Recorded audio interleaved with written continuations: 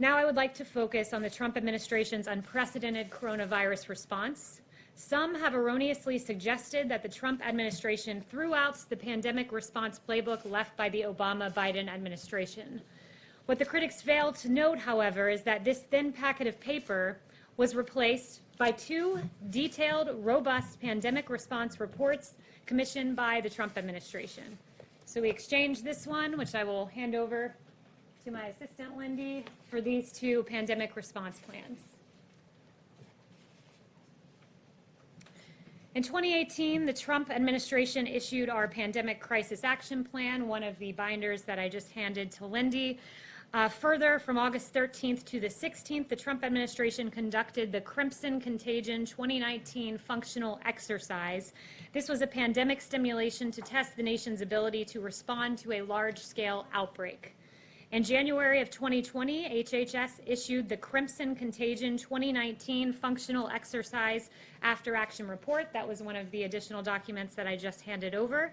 This exercise exposed the shortcomings in legacy planning documents which inform President Trump's coronavirus response beginning as early as January. And those legacy planning document shortcomings were in fact the papers that I just handed over that were provided to us by the Obama-Biden administration.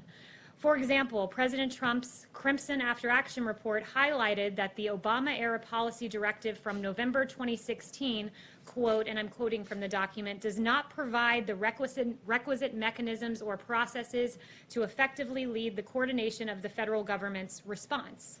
Instead, President Trump established the White House Coronavirus Task Force and put Vice President Pence in charge of the interagency response. These were effective decisions, and they undoubtedly enhanced our response to the coronavirus. Furthermore, what Crimson Contagion taught us is that President Trump was right all along about misguided economic and trade policies that left Americans vulnerable to pandemics.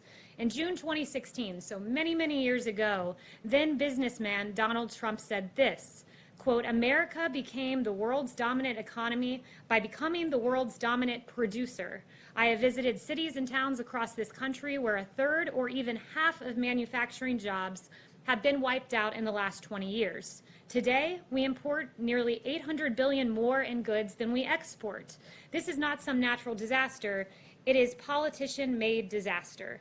That was then candidate Trump, who has now implemented those policies as President Trump. And this forward-thinking vision contrasted with that of President Obama, who said, quote, Trump just says, well, I'm going to negotiate a better deal. Well, how exactly are you going to negotiate that? What magic wand do you have?